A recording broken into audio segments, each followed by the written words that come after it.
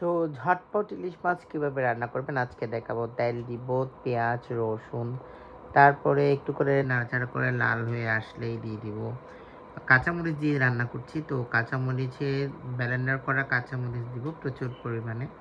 তারপর আপনি দিবেন এই যে নাড়াচাড়া করতে হবে, কারণ নাড়াচাড়া না করলে লেগে যাবে, লেগে গেলে কিন্তু মজা হবে না। সো ইলিশ মাছে যত মশলা কম ব্যবহার করতে পারেন, চেষ্টা করবেন কমই দিতে। আমি একটু বেশিই দিচ্ছি আরকি আনকমন করে রান্না করার জন্য। হলুদ, মরিচ, ধনিয়া, জিরা সবগুলোই দিব। আসলে ইলিশ মাছ রান্না করতে এত কিছু দিতে হয় না। তারপর পানি দিব যাতে পুড়ে না যায়।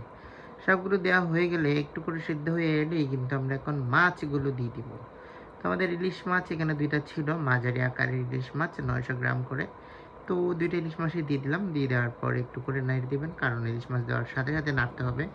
কারণ পরবর্তীতে নাড়তে গেলে তখন কিন্তু মাছেরগুলো নষ্ট হয়ে যাবে। এখন আমরা দিব আস্ত করা টমেটো। টমেটোগুলি দিয়ে ভালো করে সেদ্ধ করে ৩-৪ মিনিট সেদ্ধ করে নামিয়ে ফেলতে হয়। ইলিশ মাছ কিন্তু অতক্ষণ সেদ্ধ করতে হয় না। তো ঢাকনা দিয়ে ভালো করে সেদ্ধ করে ফেললাম। এখন ধনিয়া কুচি দিয়ে নামিয়ে ফেলবো। নামানোর পরপরই কিন্তু গরম, গরম খেতে হবে সুস্বাদু ইলিশ মাছ।